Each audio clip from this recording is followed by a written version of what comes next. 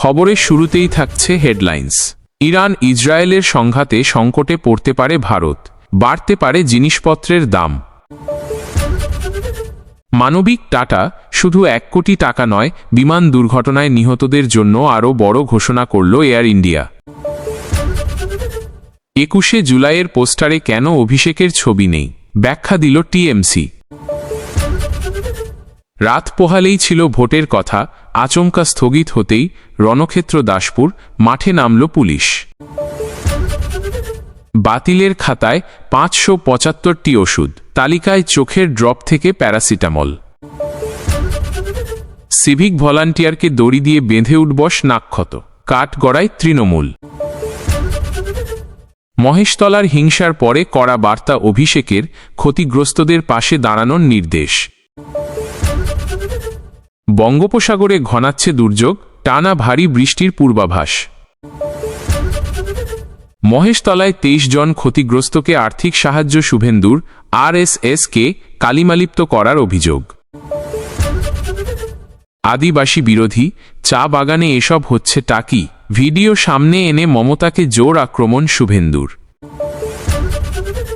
SBI এর দুর্দান্ত উপহার, বড় সিদ্ধান্ত নিয়ে ফেলল ব্যাংক, লাভবান হবেন কোটি কোটি গ্রাহক। একই দিনে বৈঠকের ডাক অনুব্রত আশিসের, কেষ্টর বিরুদ্ধে শৃঙ্খলা ভঙ্গের অভিযোগ জানালো জেলা নেতৃত্ব। আসছি বিস্তারিত খবর। সর্বশেষ বর্ষবরণের দিন ক্যালেন্ডার বিতর্ক থেকে শুরু করে নেতাজি ইন্ডোরের সভা, তৃণমূলের অন্দরে ছবি বিতর্ক কমল না। এবার সামনেই আছে 21শে জুলাইয়ের শহীদ সমাবেশ। তার আগে দলের সাংসদ সুদীপ বন্দ্যোপাধ্যায় জানিয়ে দিলেন, এবার 21শে জুলাইয়ের সমাবেশের পোস্টারে থাকবে শুধুই সুপ্রিমো মমতা বন্দ্যোপাধ্যায়ের মুখ, থাকবে না সর্বভারতীয় সাধারণ সম্পাদক অভিষেক বন্দ্যোপাধ্যায়ের কোনো ছবি। কিন্তু কেন, সে কথা পরে নিজেও জানিয়েছেন সুদীপ। শনিবার 21শে জুলাইয়ের সমাবেশের প্রস্তুতি মিটিং ডাকল তৃণমূল কংগ্রেস। ভবানীপুরের দলীয় কার্যালয়ে চলল এই মিটিং। সেখানে সাংবাদিকদের প্রশ্নের উত্তরে সাংসদ সুদীপ বন্দ্যোপাধ্যায় বললেন, ক্যামাক স্ট্রিটের দফতর থেকে পেনড্রাইভে 21শে জুলাই কর্মসূচির পোস্টার দেওয়া হয়েছে, সেখানে শুধু মমতা বন্দ্যোপাধ্যায়ের ছবিই আছে। একই সাথে তিনি বললেন, অভিষেক নিজেই বলেছেন 21শে জুলাইয়ের কর্মসূচিতে ছিলেন না, সেই কারণে শুধুই মুখ্যমন্ত্রীর ছবি থাকবে। উল্লেখ্য, 1993 সালে যখন জ্যোতি বসুর সরকার ছিল, সেই সময় তৎকালীন বিরোধী নেত্রী মমতা বন্দ্যোপাধ্যায় মহাকরণ অভিযানের ডাক দিয়েছিলেন। পুলিশ তৃণমূল কংগ্রেস কর্মীদের বাধা দিল, গুলি চালাল। সেই গুলিতে 13 জন তৃণমূল কর্মী প্রাণ হারাল। তাদের স্মৃতির উদ্দেশ্যেই মমতা বন্দ্যোপাধ্যায় প্রতি বছর এই শহীদ সমাবেশ করেন। যে সময় এই ঘটনা ঘটল, সেই সময় যেহেতু অভিষেক বন্দ্যোপাধ্যায় ছিলেন না, সেই কারণেই ডায়মন্ড হারবারের সাংসদ এমন কথা বলেছেন। এর আগে 2023 সালে নেতাজি ইন্ডোরের সমাবেশে দেখা গিয়েছিল শুধুই মমতার ছবি। তবে সংশ্লিষ্ট সভায় অভিষেকের ছবি না থাকা নিয়ে কুণাল ঘোষ প্রশ্ন তুলেছিলেন। এরপরও কিন্তু ছবি নিয়ে বিতর্ক বন্ধ হল না। 2025-এর শুরুতে অভিষেকের দফতর থেকে ক্যালেন্ডার পাঠানো হলো। সেখানে মমতা বন্দ্যোপাধ্যায়ের ছবির আকৃতির তুলনায় অভিষেক বন্দ্যোপাধ্যায়ের বড় আকৃতির ছবি ছাপা হলো। পরবর্তীতে আবার রাজ্য নেতৃত্ব ওই ক্যালেন্ডার বদলে দিল। এরপর ফেব্রুয়ারি মাসে নেতাজি ইন্ডোরের সভা হলো। সেখানে দেখা গেল শুধু সুপ্রিমোর ছবি। ওই সভা থেকেই মুখ্যমন্ত্রী বারে বারে বলেছিলেন সংগঠনের তিনিই শেষ কথা, আরও 10 বছর তিনিই দল চালাবেন। এখানেই রাজনৈতিক বিশ্লেষকদের প্রশ্ন, দলের শেষ কথা যে শুধুই মমতা, সেই বিষয়টিই কি আরও একবার বোঝাতে চাইলেন নেত্রী? দেশে বহুল ব্যবহৃত ওষুধের মান নিয়ে প্রশ্ন তুলল কেন্দ্রীয় সরকারের সংস্থা। তালিকায় চোখের ড্রপ থেকে শুরু করে প্যারাসিটামল পর্যন্ত 575টি ওষুধ আছে। নির্দিষ্ট ব্যাচ নম্বরের কয়েকটি ওষুধ বাজার থেকে তুলে নিতেও সংশ্লিষ্ট সংস্থাগুলিকে নির্দেশ দিয়েছে স্বাস্থ্য মন্ত্রক। দেশের বাজারে বিক্রি হওয়া ওষুধের মান কেমন তা খতিয়ে দেখে central drugs standard control organisation CDSCO। প্রতি মাসে তারা তালিকা প্রকাশ করে জানায় কোন ধরনের ওষুধ খাওয়া শরীরের জন্য ক্ষতিকারক হতে পারে। সেভাবেই দেখা যাচ্ছে 575টি ওষুধ নির্ধারিত মানের ধারে কাছে পৌঁছতে পারল না। আর সেই মতো গত 4 মাসের মধ্যে এরকম বহু ওষুধ বাজার থেকে তুলে নেওয়ার নির্দেশ দেওয়া হয়েছে বলে স্বাস্থ্য মন্ত্রকের এক কর্তা জানালেন। এপ্রিল মাসে 60টি ওষুধের মান নিয়ে প্রশ্ন তুলেছিল CDSCO। কেন্দ্রীয় সংস্থার পাশাপাশি তার বিভিন্ন রাজ্য শাখাগুলিও 136টি ওষুধের মান ভালো নয় বলে জানালো। মার্চ, ফেব্রুয়ারি এবং জানুয়ারি মাসেও ধাপে ধাপে যথাক্রমে 131, 103, 145 ওষুধ বাতিল হয়েছে। আগের 3 মাসের তুলনায় এপ্রিলে অনেক বেশি পরিমাণে ওষুধকে বাতিলের খাতায় ফেলা হয়েছে। অবশ্য প্রতিটি ক্ষেত্রেই নির্দিষ্ট ব্যাচ নম্বরের ওষুধই বাতিল হয়েছে। জানা গেল, বিভিন্ন সংস্থার কারখানা থেকে নমুনা সংগ্রহ করা হয়েছে। পাশাপাশি বাজার থেকেও ওষুধের নমুনা সংগ্রহ করা হয়েছে। একই সমস্যায় ব্যবহৃত হয় এমন নানা সংস্থার ওষুধের মধ্যে তুল্যমূল্য বিচার করা হয়েছে। তারপরই বাতিলের তালিকা তৈরি করা হয়েছে। হিমাচল প্রদেশের সংস্থা মার্টিন অ্যান্ড ব্রাউন একটি চোখের ড্রপ তৈরি করে। বিশেষ ব্যাচ নম্বরের ড্রপের মান ভালো নয় বলে মনে করছে কেন্দ্রীয় সরকারের এই সংস্থা। সন্তানের জন্ম দেওয়ার ওপর মহিলাদের কয়েকটি ইঞ্জেকশন দেওয়া হয়ে থাকে, তার একটি তৈরি করে হরিদ্বারের একটি সংস্থা। প্রশ্ন উঠল তার মান নিয়েও। এর পাশাপাশি যথেচ্ছ পেনকিলার খাওয়ার যৌক্তিকতা নিয়ে আগেই সংশয় প্রকাশ করেছিল চিকিৎসক মহল।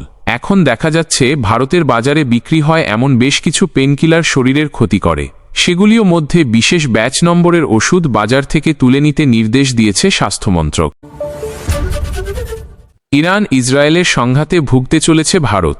তার কারণ, মধ্যপ্রাচ্যের এই যুদ্ধের কারণে ভারতের বিভিন্ন সামগ্রীর দাম বাড়তে চলেছে।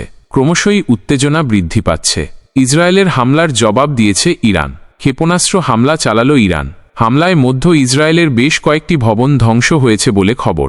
বিভিন্ন শহরে চালানো এ হামলায় এখন পর্যন্ত 2 জন নিহত এবং অন্তত 60 জন আহত হয়েছেন। ভোরের আলো ফুটতে না ফুটতেই তেল আভিভ, জেরুজালেমের মতো ইসরায়েলের একাধিক বড় শহরে বিস্ফোরণের শব্দ পাওয়া গেল। সব মিলিয়ে 3 দফায় ইসরায়েলে ইরান ক্ষেপণাস্ত্র হামলা চালালো। ইসরায়েল সেনা শুক্রবার ভোরে ইরানের ওপর একের পর এক হামলা চালালো। ইসরায়েলের প্রধান বললেন, এই অভিযানে ইরানের পারমাণবিক বোমা নির্মাণে যুক্ত বিজ্ঞানী, তাদের ব্যালিস্টিক ক্ষেপণাস্ত্র কর্মসূচি এবং নাতাঞ্জের ইউরেনিয়াম সমৃদ্ধকরণ কেন্দ্রকে লক্ষ্যবস্তু করা হয়েছে এবং এই অভিযান আরও কয়েকদিন চলবে। এদিকে এই পরিস্থিতিতে গভীর উদ্বেগে ভারত। পরিস্থিতির দিকে নজর রাখছে দিল্লি। তবে এই যুদ্ধ ভারতের জন্য সমস্যা বয়ে নিয়ে আসছে। যদি মধ্যে প্রাচ্যের অন্যান্য দেশগুলি এই যুদ্ধে জড়িয়ে পড়ে, তাহলে হু হু করে বাড়বে জিনিসপত্রের দাম। ডিজেল, পেট্রোল এবং এলপিজি গ্যাসের দামের ওপর এর বড় প্রভাব পড়তে পারে। ভারত তার চাহিদার 85% তেল বিশ্বের অন্যান্য দেশ থেকে আমদানি করে থাকে। 1/3 আসে মধ্যপ্রাচ্যের দেশগুলি থেকে। ফলে যুদ্ধের কারণে দাম বাড়তে পারে। ইরান ইসরায়েল উত্তেজনার আবহে অপরিশোধিত তেলের দাম ব্যারেল প্রতি $92 ছাড়িয়ে গেল। মার্কিন যুক্তরাষ্ট্রের বিখ্যাত আর্থিক প্রতিষ্ঠান জেপি মর্গান দাবি করেছে, এই দাম আরও 31% বৃদ্ধি পেয়ে ব্যারেল প্রতি $120 ছুঁতে পারে। তাহলে যদি পেট্রোলের দামও বেড়ে যায়, তাহলে দিল্লিতে $94 প্রতি লিটার দরে যে পেট্রোল এখন পাওয়া যাচ্ছে তা প্রতি লিটারে $123 পৌঁছতে পারে। ফলে চাপ বাড়ছে কেন্দ্র সরকারের। সকালেও প্যারিস, দিল্লি হয়ে আহমেদাবাদে এসেছিল AI-175। কেউ জানত না লন্ডনের উদ্দেশ্যে রওনা দেওয়ার মিনিট খানেক পরই ভেঙে পড়বে এয়ার ইন্ডিয়ার বিমান।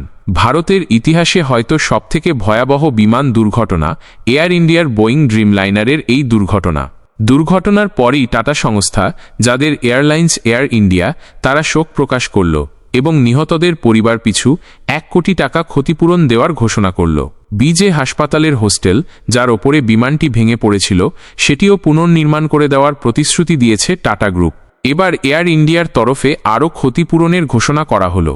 এদিন এয়ার ইন্ডিয়ার তরফে এক্স পোস্টে বলা হলো, বর্তমানে আর্থিক প্রয়োজন মেটাতে এয়ার ইন্ডিয়া $25 লাখ করে সকল নিহতদের পরিবারকে ও যে ব্যক্তি জীবিত আছেন তাকে দেবে। টাটা সন্সের তরফে $1 কোটি ক্ষতিপূরণ দেওয়ার যে ঘোষণা করা হয়েছিল, তার সঙ্গে সংযোজন এই আর্থিক সাহায্য।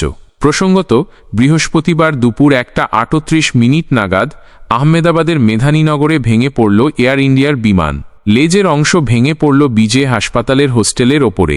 ভেঙে পড়ার পরই বিস্ফোরণ, তাতেই পুড়ে মৃত্যু হল 1 জন বাদে বাকি 241 জনেরই। হোস্টেলের ক্যান্টিনে খেতে আসা একাধিক মেডিকেল পড়ুয়ারও মৃত্যু হয়েছে। এখনও পর্যন্ত মৃতের সংখ্যা বেড়ে দাঁড়াল 270।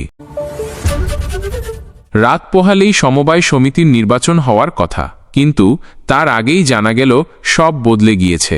রবিবার হচ্ছে না ভোট, আর সেই খবর সামনে আসতেই তুমুল ঝামেলা, বিক্ষোভ, পথ অবরোধ সমবায় বাঁচাও মঞ্চের। ঘটনাকে কেন্দ্র করে রণক্ষেত্রের চেহারা নিল পশ্চিম মেদিনীপুর জেলার দাসপুর। 2 নম্বর ব্লকের গোছাতি গ্রাম পঞ্চায়েতের চোখসুলতান এলাকা। খবর পেয়ে ঘটনাস্থলে এলো বিশাল পুলিশ বাহিনী। এই এলাকাতেই আছে কিষাণ সমবায় কৃষি উন্নয়ন সমিতি। সেখানেই রবিবার 41টি আসনে ভোট হওয়ার কথা ছিল। সমবায় বাঁচাও মঞ্চের তরফ থেকে সব আসনেই প্রার্থী দেওয়া হলো। অন্যদিকে শাসক দলের সমর্থনে দাঁড়ালো 34 প্রার্থী। সমবায় বাঁচাও মঞ্চের সদস্যরা বলছেন ভোটের জন্য বাকি আর মাত্র কয়েক ঘন্টা, তখনই প্রশাসনের তরফে জানানো হয়েছে রবিবার ভোট হচ্ছে না। এতেই ক্ষোভে ফেটে পড়ল সমবায় বাঁচাও মঞ্চের সদস্যরা। সমবায় সমিতির কর্মকর্তাদের আটকে রেখে শুরু হলো বিক্ষোভ। কিছুক্ষণের মধ্যেই এলাকার গুরুত্বপূর্ণ রাস্তাতেও অবরোধ করা হলো। খবর পেয়ে ছুটে এলো দাসপুর থানার বিশাল পুলিশ বাহিনী। বিক্ষোভকারীদের দাবি অবিলম্বে ভোট করাতে হবে, জানাতে হবে ভোটের দিনক্ষণ। তা না জানানো পর্যন্ত অবরোধ তারা তুলবেন না। যদিও বেশ কিছুক্ষণের চেষ্টায় পুলিশ বিক্ষোভকারীদের বুঝিয়ে অবরোধ তুলতে সমর্থ হল। তবে শেষ পাওয়া আপডেটে জানা যাচ্ছে সমবায় সমিতির সামনে এখনও বিক্ষোভ চলছে। যদিও তৃণমূলের প্রার্থী মানবেন্দ্র দোলি, অঞ্চল তৃণমূলের সভাপতি অরবিন্দ হাজরারা বলছেন মিথ্যা প্রচার করছে সমবায় বাঁচাও সদস্যরা, অকারণে বিক্ষোভ করছেন। সূত্রের খবর, ভোট নিয়ে এখনও পর্যন্ত সমবায় কর্তৃপক্ষের তরফে কিছু জানানো হয়নি। চূড়ান্ত সিদ্ধান্ত নিতে চলছে বৈঠক। কিন্তু কেন ভোট নিয়ে এই জটিলতা তা নিয়ে কর্তৃপক্ষের তরফে কোনো প্রতিক্রিয়া পাওয়া গেল না।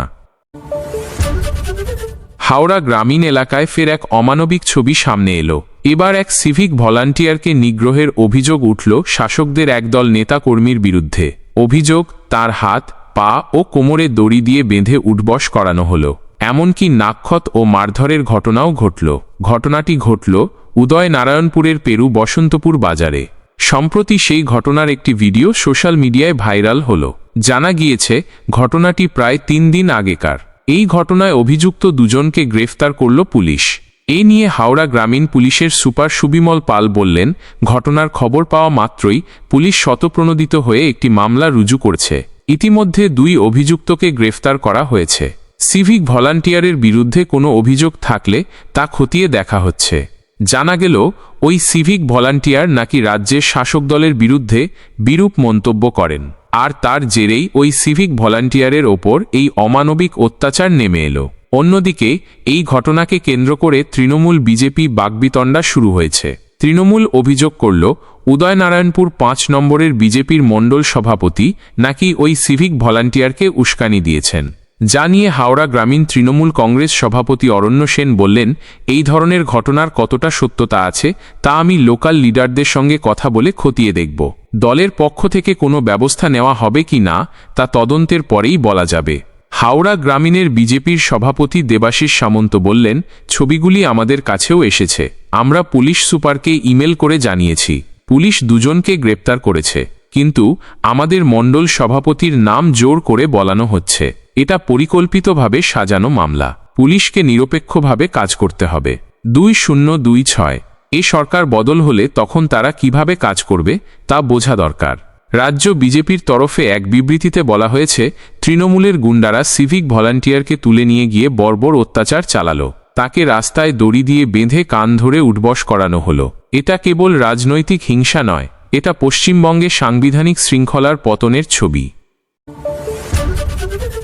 মহেশতলার ক্ষতিগ্রস্ত পরিবারদের পাশে দাঁড়ানোর নির্দেশ দিয়েছেন অভিষেক বন্দ্যোপাধ্যায়। তৃণমূল সূত্রে খবর, অবিলম্বে ক্ষতিগ্রস্ত দোকান ও বাড়ির মালিকদের সব রকম সাহায্যের নির্দেশ দিয়েছেন তিনি।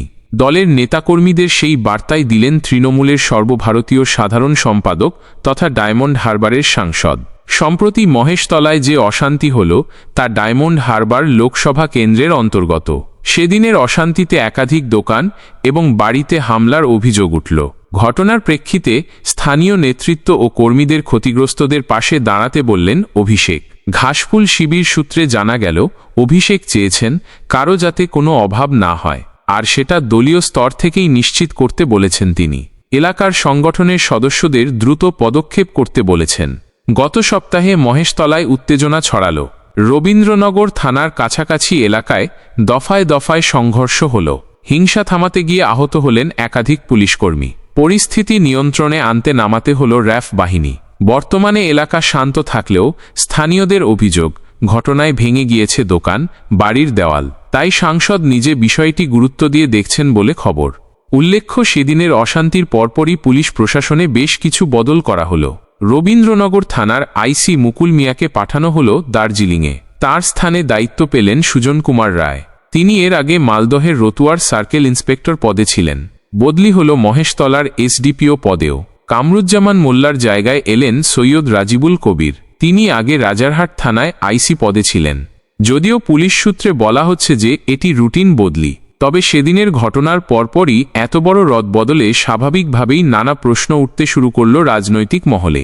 শাসক শিবির যদিও এই নিয়ে কিছুই বলছে না, তবে সমালোচকদের একাংশের মতে পরিস্থিতি সামাল দিতেই দ্রুত ব্যবস্থা নিল প্রশাসন। সব মিলিয়ে অশান্তির আবহে অভিষেক বন্দ্যোপাধ্যায়ের হস্তক্ষেপ এবং প্রশাসনিক রদবদলে পরিস্থিতি কতটা স্বাভাবিক হয় সেদিকেই এখন নজর এলাকাবাসীর। বঙ্গোপসাগরে ঘনাচ্ছে ঘূর্ণাবর্ত। বাংলাদেশের দক্ষিণ এবং সংলগ্ন উত্তর বঙ্গোপসাগরের এলাকায় একটি ঘূর্ণাবর্ত আছে, যা সমুদ্রপৃষ্ঠ থেকে ৩.১ কিলোমিটার ওপরে অবস্থান করছে। ঘূর্ণাবর্তের ওপর একটি নিম্নচাপ দক্ষিণ বাংলাদেশ এবং সংলগ্ন উত্তর বঙ্গোপসাগরের ওপর দিয়ে দক্ষিণ ওড়িশা পর্যন্ত সমুদ্রপৃষ্ঠ থেকে ৩.১ কিলোমিটার ওপরে অবস্থান করছে। আবার সমুদ্রপৃষ্ঠ থেকে ৫.৮ কিলোমিটার ওপরে উত্তর উপকূলীয় অন্ধ্রপ্রদেশ উপকূলের পশ্চিম মধ্য বঙ্গোপসাগরের ওপর একটি ঘূর্ণাবর্ত অবস্থান করছে। বঙ্গোপসাগর থেকে তীব্র আর্দ্রতার ফলে পশ্চিমবঙ্গের কিছু জেলায় ভারী থেকে অতি ভারী বৃষ্টিপাতের সম্ভাবনা আছে। রাজ্যের প্রতিটি জেলাতে টানা বৃষ্টির পূর্বাভাস আছে। উত্তরবঙ্গে আগামী ৭ দিন ভারী বৃষ্টিপাতের পূর্বাভাস আছে। দক্ষিণবঙ্গে কোথায় কোথায় বৃষ্টি জানুন। আলিপুর আবহাওয়া অফিস জানালো, আলিপুরদুয়ার এবং কোচবিহারের ২-১ জায়গায় ভারী বৃষ্টিপাত ৭ থেকে ১১ সেমি হওয়ার সম্ভাবনা আছে। মালদা, দক্ষিণ এবং উত্তর দিনাজপুর জেলার ১ বা ২টি জায়গায় ঝোড়ো হাওয়া গতি ৩০ থেকে ৪০ কিলোমিটার প্রতি ঘন্টা, বজ্রপাত এবং হালকা থেকে মাঝারি বৃষ্টিপাতের সম্ভাবনা আছে।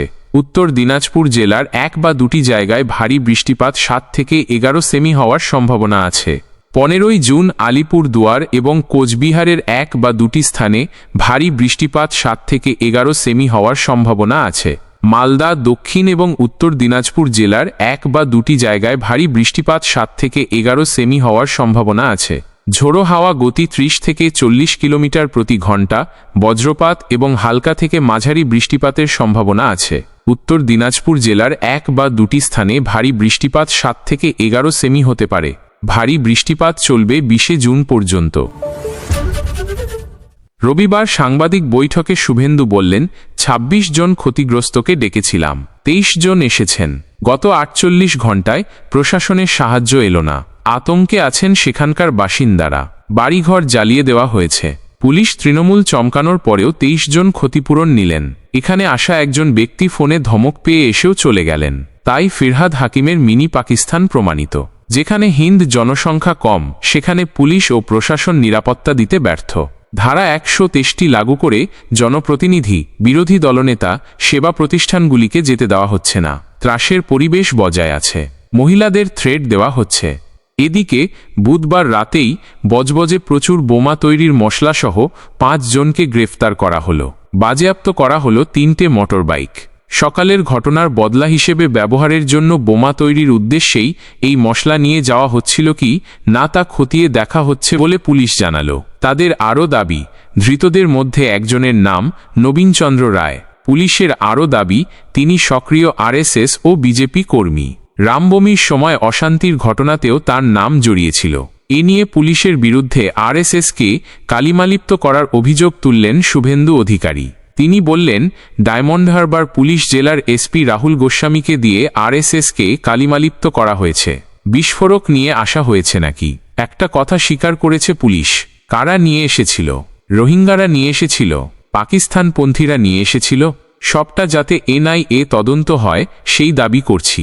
ইতিমধ্যেই মহেশতলার ঘটনায় এনআইএ তদন্ত দাবি করে কলকাতা হাইকোর্টের দ্বারস্থ হলেন শুভেন্দু। প্রধান বিচারপতি টিএস শিবজ্ঞানমের নেতৃত্বাধীন ডিভিশন বেঞ্চে আবেদন করলেন তিনি। বিরোধী দলনেতার আইনজীবী দাবি করলেন, মহেশতলার পরিস্থিতি ভয়াবহ। শত শত পরিবার চরম আতঙ্কের মধ্যে দিন কাটাচ্ছে। পুলিশ তাদের সুরক্ষা দিতে ব্যর্থ হয়েছে। কোনো সঠিক তদন্ত হয়নি। NIA কে জরুরি ভিত্তিতে তদন্ত করতে বলা উচিত। বছর ঘুরলেই বিধানসভা নির্বাচন।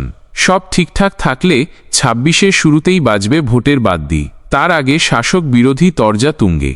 এবার মুখ্যমন্ত্রী মমতা বন্দ্যোপাধ্যায়ের আদিবাসী বিরোধী আচরণ সামনে এনে তোপ দাগলেন শুভেন্দু। এদিন রাজ্যের বিরোধী দলনেতা শুভেন্দু অধিকারী সোশ্যাল মিডিয়ায় একটি ভিডিও পোস্ট করলেন, যদিও ভিডিওর সত্যতা যাচাই করল না বাংলাহান্ট। শুভেন্দুর পোস্ট করা ভিডিওতে দেখা যাচ্ছে একটি চা বাগানের ভেতর জেসিবি মেশিন ঢুকিয়ে চা বাগান একেবারে শেষ করে দেওয়া হচ্ছে। সেই ভিডিও সামনে এনে বিরোধী দলনেতা লিখলেন, মমতা বন্দ্যোপাধ্যায়ের প্রশাসন আদিবাসী বিরোধী, তা বারে বারে প্রমাণ হয়েছে। একদিন আগে তুফানগঞ্জের রশিকবিল এলাকায় একটি চা বাগানে জেসিবি চালিয়ে ধ্বংস করে মমতা বন্দ্যোপাধ্যায় আবারও প্রমাণ করলেন তিনি আদিবাসী বিরোধী। কারণ ওখানে যে আদিবাসীরা থাকেন তাদের জীবন ধারণের একমাত্র পথ হল এই চা বাগান। রাজ্য সরকারকে তোপ দেগে শুভেন্দু আরও লিখলেন, চা বাগান ধ্বংস করে মমতা বন্দ্যোপাধ্যায়ের প্রশাসন সরাসরি আদিবাসী সম্প্রদায়ের পেটে লাথি মারছে।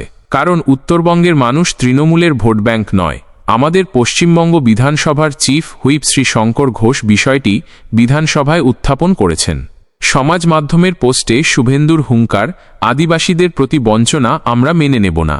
আমি এলাকার আদিবাসী ভাই বোনদের আশ্বস্ত করতে চাই, বিষয়টি বন্ধ না হলে এলাকার চা শ্রমিকদের নিয়ে বৃহত্তর আন্দোলনের মুখোমুখি হতে হবে মমতা বন্দ্যোপাধ্যায়ের প্রশাসনকে।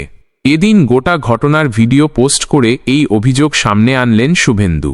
এখনও পর্যন্ত ভিডিওর প্রেক্ষিতে শাসক দল ও প্রশাসনের তরফ থেকে কোনো বক্তব্য পাওয়া গেল না। তবে বর্তমান সময়ে দাঁড়িয়ে যেখানে রাজ্যে কাজের রীতিমতো আকাল, সেখানে এইভাবে আদিবাসী সম্প্রদায়ের জীবন ধারণের রাস্তায় আঘাত হানার ভিডিও সামনে আসতেই সরব হলেন নেট নাগরিকেরা। সম্প্রতি রিজার্ভ ব্যাংক অফ ইন্ডিয়া তথা RBI রেপো রেট 0.50% কমানোর পর হোম লোন সস্তা হওয়ার প্রক্রিয়া শুরু হয়েছে। ঠিক এই আবহেই এবার একটি বড় আপডেট সামনে এলো। এই প্রসঙ্গে প্রাপ্ত তথ্য অনুযায়ী জানা গিয়েছে যে ভারতের বৃহত্তম bank SBI state bank of India এবার হোম লোনের ক্ষেত্রে সুদের হার 0.50% কমালো। পাশাপাশি এটাও জানা হয়েছে যে SBI তার ঋণের সুদের হারে যে পরিবর্তন করছে তা আগামীকাল অর্থাৎ 15ই জুন 2025 থেকে কার্যকর হবে। এদিকে সুদের হারে এই হ্রাসের পর SBI state bank of India থেকে সব ধরনের ঋণ নেওয়া সস্তা হয়ে যাবে। এখন SBI হোম লোনের সুদের হার বার্ষিক 7.50% থেকে শুরু হবে। এদিকে ম্যাক্সগেন ওডি হোম লোনের সুদের হার 7.75% থেকে 8.70% মধ্যে থাকবে। একই সাথে টপ আপ হোম লোনের সুদের হার 8% থেকে 10.50% মধ্যে নির্ধারণ করা হয়েছে। জানিয়ে রাখি যে সম্প্রতি RBI রেপো রেট 6.00% থেকে কমিয়ে 5.50% করল। এরপর ব্যাংকগুলিও FD এবং ঋণের সুদের হার কমাতে শুরু করেছে। এদিকে SBI স্টেট ব্যাংক অফ ইন্ডিয়ার আগে ইউনিয়ন ব্যাংক অফ ইন্ডিয়া থেকে শুরু করে পাঞ্জাব ন্যাশনাল ব্যাংক এবং ব্যাংক অফ বরোদা ঋণের সুদের হার কমিয়েছে। এই সুদের হার কমানোর ফলে সেই সকল ব্যক্তি উপকৃত হবেন যাদের ঋণ repo linked lending rate RLLR এর সাথে যুক্ত। উল্লেখ্য যে SBI হোম লোনগুলি external benchmark lending rate EBLR এর সাথে যুক্ত এবং বর্তমান EBLR হল 8.15%। জানিয়ে রাখি যে বিভিন্ন ব্যক্তির জন্য তাদের CIBIL স্কোর, ঋণের মেয়াদ এবং অন্যান্য কারণের ওপর নির্ভর করে সুদের হার পরিবর্তিত হতে পারে। নতুন ঋণ গ্রহীতারা কি উপকৃত হবেন? হ্যাঁ, এই হ্রাসের মাধ্যমে তারাও লাভবান হবেন যারা SBI state bank of India থেকে নতুন হোম লোন নিয়েছেন। উদাহরণস্বরূপ SBI এর নতুন হোম লোনের সুদের হার আগে 8% থেকে শুরু হতো, এখন তা কমিয়ে প্রায় 7.50% করা হবে। যেসব গ্রাহক ইতিমধ্যেই RLLR এর সাথে যুক্ত ফ্লোটিং রেট হোম লোন নিয়েছেন তাদের ক্ষেত্রেও সুদের হার কমানো হবে। এর ফলে হয় তাদের EMI কমে যাবে অথবা ঋণের মেয়াদ কমে যাবে। তবে যদি ঋণটি ফিক্সড রেটের সাথে যুক্ত হয় সেক্ষেত্রে SBI এর সুদের হ্রাসের সুবিধা পাওয়া যাবে না। কোনো পরিবর্তন হয়নি। প্রসঙ্গত উল্লেখ্য যে SBI state bank of India স্পষ্ট করে জানালো 14 জুন 2025 পর্যন্ত marginal cost of funds based lending rate তথা MCLR এর ক্ষেত্রে কোনো পরিবর্তন হয়নি, অর্থাৎ MCLR হার অপরিবর্তিত আছে। বর্তমানে ওভারনাইট এবং 1 মাসের MCLR হার 8.20%। এদিকে 3 মাসের ক্ষেত্রে এই হার হল 8.55% এবং 6 মাসের MCLR হার হল 8.90%। পাশাপাশি 1 বছরের MCLR হার হল 9.00%। রাজ্য নেতৃত্বের সঙ্গে বৈঠক সেরে জেলায় ফিরেই বৈঠক ডাকলেন অনুব্রত মণ্ডল। আবার 21শে জুন জেলা কোর কমিটি এবং 25 তারিখ জেলা কমিটির বৈঠক ডেকেছেন আশিস বন্দ্যোপাধ্যায়। এর মাঝেই 25 তারিখ একই সময় বোলপুরের জেলা তৃণমূল ভবনে কেষ্ট মণ্ডল নতুন করে বৈঠক ডাকায় বীরভূমের রাজনীতিতে নতুন করে জল ঘোলা শুরু হয়েছে। এই ঘটনায় অনুব্রতর বিরুদ্ধে রাজ্য নেতৃত্বের কাছে শৃঙ্খলা ভঙ্গের অভিযোগ জানালো জেলা নেতৃত্ব। শনিবার 21শে জুলাই নিয়ে বৈঠকে বসছিলেন তৃণমূল রাজ্য সভাপতি সুব্রত বক্সি, দলের সমস্ত জেলার সভাপতি, জেলা চেয়ারম্যান ও বীরভূম এবং উত্তর কলকাতা জেলা তৃণমূলের কোর কমিটির সদস্যদের ওই বৈঠকে ডাকা হয়েছিল। ডাকা হলো দলের বেশ কয়েকজন সিনিয়র নেতা ও মন্ত্রীকেও। মূল বৈঠকের আগে বীরভূমের 2 দাপুটে নেতা অনুব্রত মণ্ডল এবং কাজল শেখকে নিয়ে বৈঠক করলেন দলের রাজ্য সভাপতি সুব্রত বক্সি। সেখানে সকলকে মিলেমিশে কাজ করার নির্দেশ দিলেন তিনি। সেখান থেকে ফিরেই দলীয় গ্রুপে বৈঠকে মেসেজ পাঠালেন, যেখানে লেখা হয়েছে আগামী Iং-25.06.2/025 বুধবার বেলা 3 ঘটিকায় বোলপুরে জেলা তৃণমূল কংগ্রেস কার্যালয়ে জেলা কমিটির বৈঠক ডাকা হয়েছে। নিম্নলিখিত নেতৃত্বদের উপস্থিত থাকার জন্য আহ্বান জানানো হচ্ছে। 1. সকল সাংসদ। 2. জেলা পরিষদের সভাধিপতি এবং সহসভাধিপতি। 3. সকল বিধায়কগণ। 4. সকল বিছু নাম বোঝায়। 5. পঞ্চায়েত সমিতির সভাপতিগণ। 6. পৌরসভার চেয়ারম্যান এবং ভাইস চেয়ারম্যান। 7.